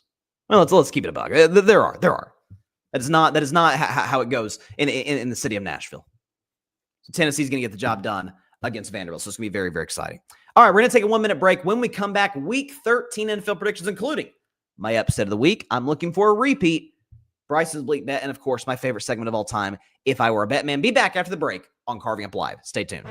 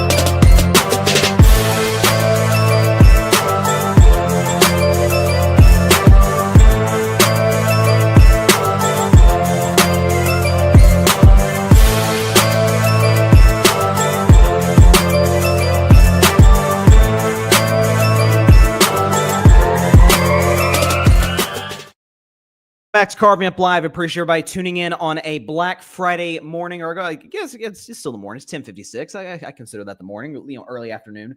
Real quick before we get to NFL predictions, did a segment, a special segment. Recorded it last week. I aired it, yesterday on the YouTube channel. A Thanksgiving dinner draft. Shout out to my good friends Asher Moore, Addison Ragland, my two former co-hosts at the Triple Option Sports Radio show that we did last fall on 89.5 The Edge, local campus radio. And we did this segment last year, and so we decided to recreate it on Carving Out the Thanksgiving Day draft. Check it out on the YouTube channel. It's available to watch. And while it's up, you've still got another 13 hours to vote on my Instagram. So my Instagram right there, Carving It Up Podcast. Check it out. I've got a lot of stories on there from some of my stuff in Florida, but right in the middle, you can vote for who has the best Thanksgiving dinner between myself, between Addison, and between and Asher. Thus far, I'm looking at the polling right now. It looks like Addison's winning. She's got 57%. Asher's got 29%. I've got 14%. People do not evidently think my Thanksgiving food is good, but hey, to each their own. But let your voice be heard. Vote in the can you put like a poll on YouTube? I think you can. Either way, I'll try and see how that works. But definitely vote on IG, and see who has bragging rights in that regard, and check out our Thanksgiving Day draft on the YouTube channel. All right. Something else before we get into predictions. Let's go and look at this. Is prior to yesterday's game. So this is yesterday. I went 2-1 straight up. I went 3-0 against the spread. The dogs were barking, and just as a preview, the dogs will be barking this week, but I'll get to that in just a second. Go and put up how I'm doing this year. So 113, 64-1, so not bad. 12 games back of 500 against the spread. So one good week, and I could catch up. I'm already 3-0 thus far, so we'll see what happens. Ups to the week 5-7, but I did get a victory last week. Bleak bet 6-6. That's about where it should be because I'm never confident in the Bleak bet. And if I were a bet man, is 13-23. The good news is the game of the week for Carving It Up on Thanksgiving is always the game that I consider on if I were a bet man. So last night's Dallas and Kansas City game, Dallas plus 3.5. That does count towards if I were a bet man. The Gobble It Up game of the week for Carving It Up. So that does count. So I'm technically 1-0 this week. I'll take it. Dallas has been very good to me on if I were a bet man this season. But go and put up the record. 12-2 last week, straight up. So very, very happy about that. That's a 17-6. I should say, I think 8-6. Or sorry, it's 7-6. I think that should say 8-6 against the spread last week. But here we go. Let's go in to get in NFL predictions. Look at the background music going as we do NFL predictions for week 13.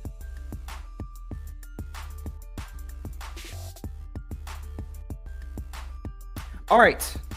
We will start with today's game. Briefly predicted, I was kind of in a time crunch yesterday because I had to get to the park, but it was in a time crunch on Tuesday. Briefly predicted this game, but we'll do it again because it kicks off about 4 hours from now. Big matchup in the city of brotherly love on Black Friday. The Chicago Bears going on the road to take on the defending Super Bowl champion, Philadelphia Eagles. Philadelphia is a 7-point favorite at home. So what I'm looking at for this game is the story is, how's Philadelphia's offense going to look? Like, the good news is they're playing a Chicago Bears defense that has a decimated secondary and a decimated linebacking core. So, it's not like they're playing a murderer's row here. And even last week against Dallas, they got off to a good start. Scored in their first 3 drives, 21-0. It's not looking so good for the Cowboys. Then Dak, Ray and Dakota Prescott gets it going, and the Cowboys come back to win. But Philadelphia's, I think they need to run the football more with Hank Bigsby. I think this year we're just going to have to accept the fact we're not going to see anything close to what Saquon Barkley was a year ago. I don't know if it's wear and tear. I don't know if there's tread on the tires. To be fair, Saquon, even going back to his Giants days, has always been a guy where it is 2 yards, 3 yards, 3 yards, 1 yard loss, and bam, 30 yards. He is not a guy when you see 4 yards of carry, that he's not a death by 1,000 cuts back. It's like boom, boom, boom, boom, and takes off running in the big hole. We know what Saquon can do in terms of big playability. That he's not a bell cow type of back where it's just going to be this methodical type of offense with him.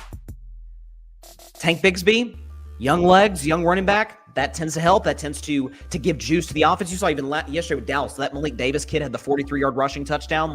Some of these young guys, I thought the Jags were crazy in trading Tank Bigsby to Philadelphia, but I think you'll see him get more involved with the offense.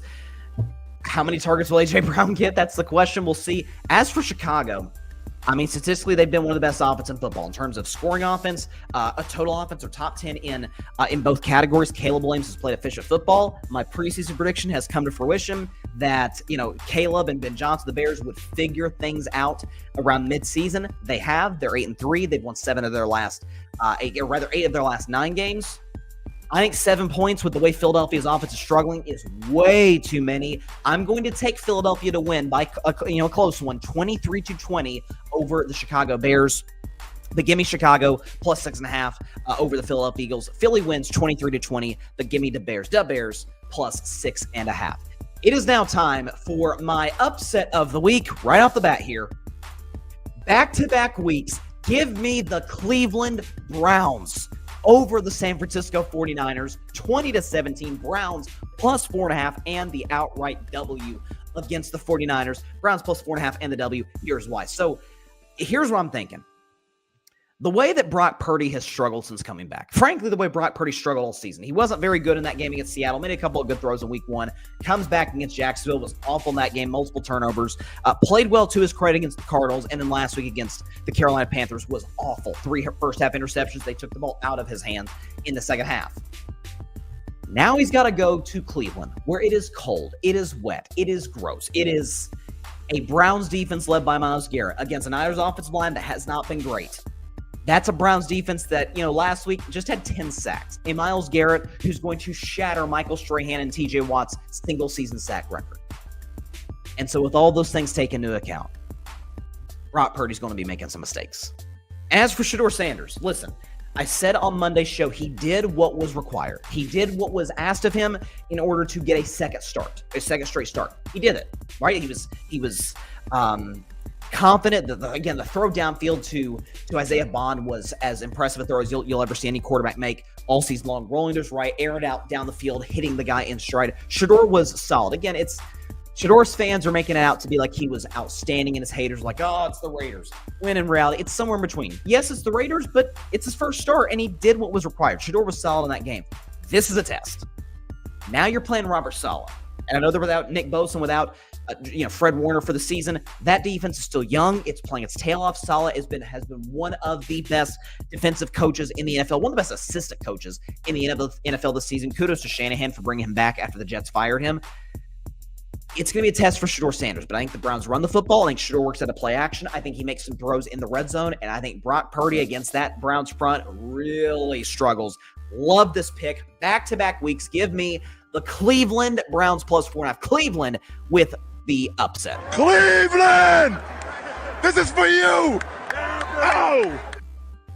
Patrick Brown in the comments says, Myles Garrett break the sack record. I believe he does. Hey, he may do it in this game. Who knows? Because the Niners offensive line isn't very good, but I do like the Browns and the upset, which I'll say this, and then we'll move on to our next game. That get them to 4-8. If the Steelers lose, they're 2 games back. Like, they're not dead. I'm certainly not picking them to win the AFC North, but they're not out of the race. I think they're going to beat San Francisco on Sunday. Up next, Jacksonville Jaguars coming to Nashville, which Diego Pavia apparently says people come to Nashville for the Vanderbilt Commodores. They don't come for them, and as of now, they don't come for the Tennessee Titans either. The Jaguars on the road against their division rival are favored -5.5. So, listen, Jacksonville was the close overtime win last week against the Cardinals. It was a weird, great / off Trevor Lawrence game, some bad interceptions, a couple of really nice throws. That's kind of the Trevor Lawrence experience. You don't know what you're going to get. It's like, what is it? Forrest Gump says, life's like a box of chocolates. You don't know what you're going to get. That's been Trevor Lawrence this year. It's accuracies, hit or miss. He throws some hospital balls. Receiving cores beat up in Jacksonville. But I do think the Jags are playing good football on both sides. They've run the ball very effectively. The Jags have a very good offensive line. They've been able to generate some explosiveness in the passing game. I think the fact they're going against a Titans team that, kudos to them, they competed against the Texans. They lost by 6 to Seattle last week. Thanks to Seahawks for not covering there for me. That was Seattle taking their foot off the gas. If you watch that game, Seattle, they called the dogs off the second half. They're like, we can play our C-plus game and beat the awful Titans, who shouldn't even have a win this year. The Cardinals handed them one. So I think Jacksonville goes on the road and they get the W, 24-17 over the Titans. I don't think they're going to blow them out. It's a divisional game, but Jacksonville wins this game. They get to 8-4, and again, I maintain Jacksonville very alive in the AFC South. I predicted them to win the division before the year started. Trevor, make or break year. It's looking good. So we'll see how it continues. What do we have up next? We've got the Texans going on the road against the Colts, which is my first game, or technically my second game for. Bettin Man. I were a bet man. Oh boy, oh boy, oh boy. Texans on the road against the Indianapolis Colts AFC South matchup. The Colts at home are favored -3.5. Folks, hammer the Texans +3.5. I'll tell you exactly why. First of all, it's the best defense in football. You talk about a defense that's got Derek Stingley. You talk about, Will Anderson, who's a monster, dominated the Buffalo Bills last week. Danielle Hunter, Henry To'oTo'o. They got some dogs up front and in the linebacker core and in the secondary. So going against a Colts offense, what does Daniel Jones struggle against? Pressure. Steelers got pressure. He was awful. The Falcons got pressure. He had some rough moments in that game in Germany. And even last week against Kansas City, whenever the Chiefs were able to get pressure, whenever they were able to stop Jonathan Taylor and make Daniel Jones beat them, wasn't very good at all. 3 for 9 after the Colts went up 20-9 in that game against Kansas City last week. I think in this spot, CJ Stroud's back. The Texans have had extra time to prepare. They know, hey, we've got a puncher's chance to win the AFC South. I think that there's a team every year that kind of tails off in the second half of the regular season when they get off to a hot start. I think it is absolutely going to be Indianapolis this year. So I like the Texans to win this game easily. I got 26-16. I think the Texans win this one easily. And so I by default, love Houston +3.5. Texans over the Colts 26-16. It is now time for Bryson's Bleak Bets. One game each and every week that I have absolutely zero confidence in predicting, but hey, you got to predict them all. It feels like the NFC South is in this segment every week, but in this spot is the New Orleans Saints going on the road to play the Miami Dolphins. Dolphins are favored -6 at home. So, look, Tyler Suggs had a couple of moments, mostly against Carolina. They really struggled last week against the Atlanta Falcons. Now he's going on the road to play Miami. The Dolphins have been a good home team. I don't even want to spend much time in this game. Dolphins 27-20. Tua's a good home quarterback. It's warm. I'm here in Florida. It's very good weather. Miami's even hotter because it's even further down south. The Saints are one of the worst teams in football. They got the coaching staff from hell, as I've said before the season. They should have traded a lot more assets than they did. Dolphins, I guess by default, that's Bryson Bleak bet. I don't want to spend much time on it. Okay, up next. Falcons on the road against the New York Football Jets. The Falcons on the road are favored -2.5. So again, Atlanta got that win last week against the aforementioned Saints. The Jets lost a game in which they played terribly to Baltimore. Yet Baltimore's never really able to pull away. I looked at that more as an indictment on the Ravens than a praise of the Jets. But Tyrod Taylor's been in. He's been more consistent than Justin Fields this season at home. Again, I've said the last few weeks, the Jets have been a good covering team. They have been. +13.5 against Baltimore, +13.5 against the New England Patriots. I took them as home underdogs to beat the Dylan Gabriel Browns. They've been a good underdog team this season in terms of covering the spread. So I think Atlanta's pass rush is good. I think Kirk Cousins could turn the ball over a little bit. Give me the Jets in this game. I like them. 20-17 against the Atlanta Falcons. Jets fans probably don't want them to win this game. They want them to flunk for Fernando. Is that what we're doing? Fernando Mendoza, quarterback at Indiana. Is he going to be the first pick? We're going to, because remember there was lose for Luck, bad for Burrow. I think there was tank for Tua briefly. Now you can have fail for Fernando. I don't know. Well, I'm sure it's Jets and Saints and, not Titans fans, but some of these teams will come up with a slogan. But I do think the Jets beat the Falcons 20-17. Up next, you've got the Rams going to Charlotte to take on the Carolina Panthers. The Rams in this game favored -10. So, again, the Rams were number 1 on Bryson's best 10 this week. You cannot find a team that's playing better football on both sides. A defense that is, number 1 in scoring defense. The secondary, Emmanuel Forbes has been a great get for this team. 2 elite pass rushers, Byron Young and Jared Verse. And offensively, Matt Stafford's just been on a heater. He's the MVP of the league so far. Dak is balling. Drake May's balling. Stafford's the MVP of the league right now. Again, do we have the Stafford stat in his last 20 games? I think we do. Last 20 games, Matthew Stafford, 45 touchdowns and 3 picks. I know that goes back to last season, but that matters to me. Just the consistency, 15-1 touchdown to interception ratio. His connection in the red zone with Devontae is undefeated pretty much. He's 8 for 9 for 8 touchdowns in his last 9 attempts. Puka's amazing. The run game's great. The offensive line's amazing. I've got the Rams winning this game 23-10. Again, Carolina's got a solid defense, but I think Bryce Young is really going to struggle against that Rams defensive line. So I do like the Rams 23-10 over the Carolina Panthers. What do we have up next? We've got the Minnesota Vikings on the road against we got the Cardinals and the Buccaneers. My apologies. Cardinals versus the Buccaneers. So Bucs are favored by 3 at home. Tampa Bay needs a win. I mean, they do. I still, almost by default, because I think Carolina's going to tail off a little bit, I think Tampa Bay's going to win this division. They've owned the division over the course of in the last 5 years or so. The Cardinals have been frisky adjacent. I mean, Jacoby Brissett broke the completions in a game record. He had 47. They almost beat Jacksonville last week. Like, the Cardinals just been bad closing games this year. We've been on this all year. They suck at closing close games. They lost to the Titans this year. They're just not good at closing the close ones. So going on the road to Tampa, team that's lost 3 straight, like the Bucs just need a W. You know my rule in the show. If you lose 3 straight, I don't consider you a Super Bowl contender. So by definition, I don't consider the Bucs a Super Bowl contender, even though I did before the season. You lose 3 straight, you're just not quite good enough. So I still think the Buccaneers win this game. I think it's kind of close, 24-20 over the Arizona Cardinals. I do like Tampa Bay in this spot. Looks like Patrick's got a comment. The league should flex Bills versus Steelers over Commanders at Broncos. Give us a better game. Yeah, that's I'm shocked that the league kept Broncos Commanders. I guess their rationale was, hey, four of the best games aren't even going to be played on Sunday, right? Because you got the 3 Thanksgiving games, the Black Friday game today. None of those are going to be on Sunday, so we're kind of out of options. And plus, CBS was not going to give up Bills Steelers. There's no way they were going to do that. I mean, I guess I would have been more fascinated in Niners Browns, Texans Colts.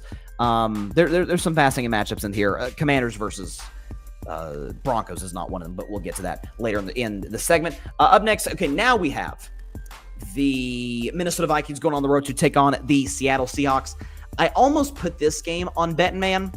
I decided not to, only for the fact that McCarthy is out for this game. Is it on the board that the backup comes in and plays okay, covers? Maybe. It can't be that much worse than JJ, who has far more interceptions than touchdowns this year, who has been inaccurate, who throws 1,000 miles an hour on slants, who doesn't give his guys Justin Jefferson or Hawkinson or Addison chances to win one-on-one. But Seattle Home's been a dominant team this season. They're trying to keep pace with the Rams division. I think the Seahawks are a top 3 team in the NFL. I've got Rams, Patriots, and Seahawks at this particular moment in time. Darnold's played great football. This is a revenge game, by the way, for Darnold, right? I mean, this is a game at home. You're playing the Vikings, a team in which you won 14 games with. You were getting literally carried in the locker room as if you were the savior of the franchise. 2 bad games, albeit the biggest games. Lions in Week 18, Rams in the playoffs. But the man threw, 37 touchdowns, I think it was, led them to 14 wins. They said, actually, we're going to go with the kid who's like really, really physically limited and has an injury history. Okay, let's see how that works out for you. I like the Seahawks in this spot. Minus that score looks wrong. That says 24-20. I think I've got Seattle in this game. 34-14. That score is incorrect. I apologize for that. We will fix that before we get in on social media. But I do like Seattle minus 11.5. My score I've written on my phone was 34-14. All right, up next, we've got the Raiders on the road against the LA Chargers. The Chargers at home are favored at minus 8.5. So, again, the Raiders are one of the worst teams in football. We talk about teams that might fail for Fernando. The Raiders might be one of them. But this feels like a game with as bad as the Chargers O-line is, and y'all heard me say earlier in the show, the Chiefs aren't dead yet. They got to win out at this point. But I have the 3 wild card teams right now, Jags, Chargers, Bills. I think it's going to be the Chargers that fall out of the postseason. Their schedule is brutal. The O-line without Joe Alt has been utterly atrocious over the last, or really all season long, in which the games that Joe Alt has missed. He's obviously done for the year.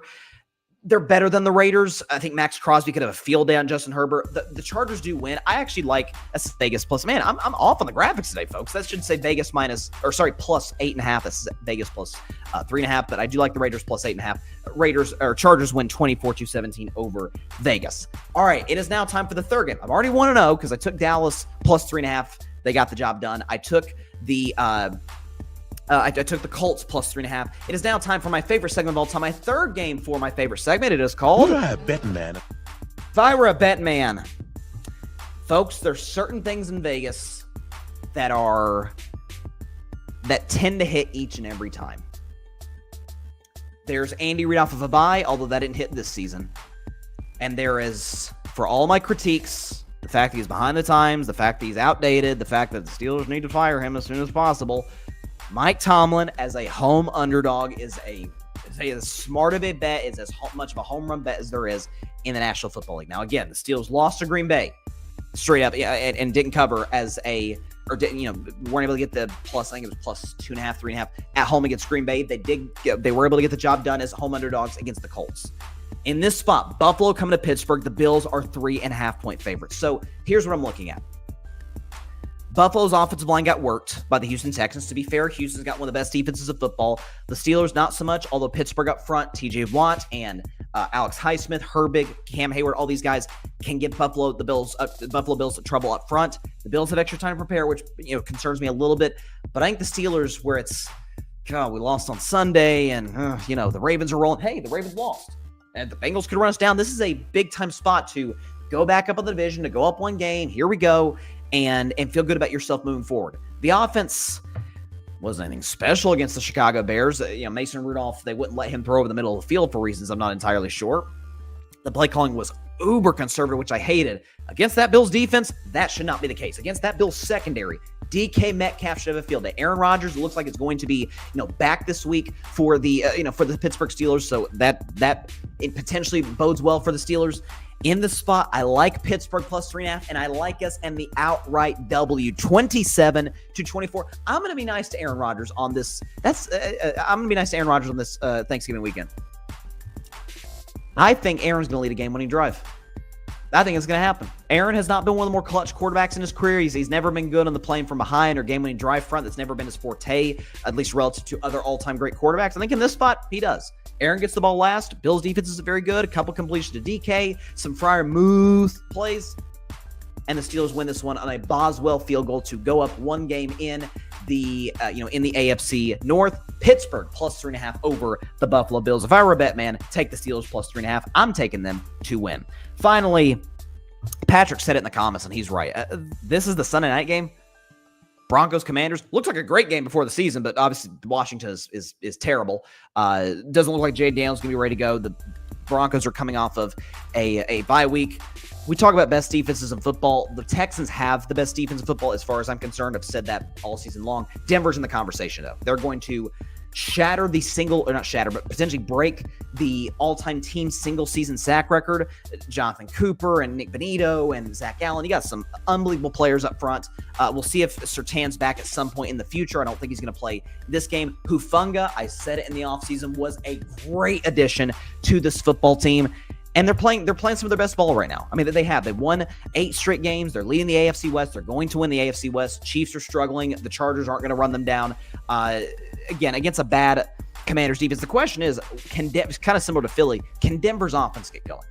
They've had moments. They've been clutch late, but over the course of 4 quarters, hit or miss. Bo Nix isn't terribly accurate. The play calling has been suspect at times by Sean Payton. In this spot, I don't think it's going to matter. I like them over the Washington Commanders 31-13. Denver -6 on the road. They do beat the Commanders 31-13. And that is it for my Week 13 NFL predictions. And with that is all the time we have for today's show. Appreciate everybody stopping by as always. Be sure to catch Carving Up Live. We'll be back live, back in studio Monday night, 6 p.m. Eastern. 3 p.m. Pacific time, right here on YouTube, as well as on Twitch, on X, on Facebook, Instagram, YouTube, everywhere, all the social media platforms. We are streaming live on the show.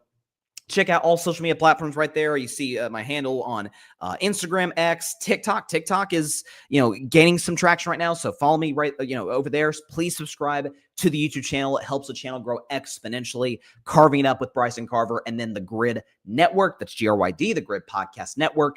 Be sure also to check out the Saturday Morning Tailgate Podcast tomorrow morning. 10 a.m. Eastern, 7 a.m. Pacific time, right here on the Grid via YouTube and on X. Myself, Tim Barnard, who's going to be singing Rocky Top tomorrow. It's going to be fun. And Arthur Hurst, who is fired up for the game. Ohio State, Michigan. Very, very excited about that one. How good is this? Great weekend of NFL. Great Thanksgiving games yesterday. Big game today. College football is just giving us some amazing rivalry week matchups. Tennessee's going to take it to BTA, if you know what I'm saying, to the Vanderbilt Commodores. It's going to be fun. It's going to be very, very fun. So we'll be back on Monday. I hope everybody has a great extended weekend and great Thanksgiving. Don't spend too much money on Black Friday, okay? That's self-control. Eat as much as you want, okay? You have the right to gorge yourself this one long weekend a year. Have a great weekend, everybody. Continue to stay safe out there. God bless y'all. Peace out. How about rain Dakota Prescott, folks? Thanks so much for watching the show on YouTube, and be sure to go click that big red subscribe button and check out the other clips and full shows from Carving It Up Live, as well as our other incredible content creators here on the Grid Network.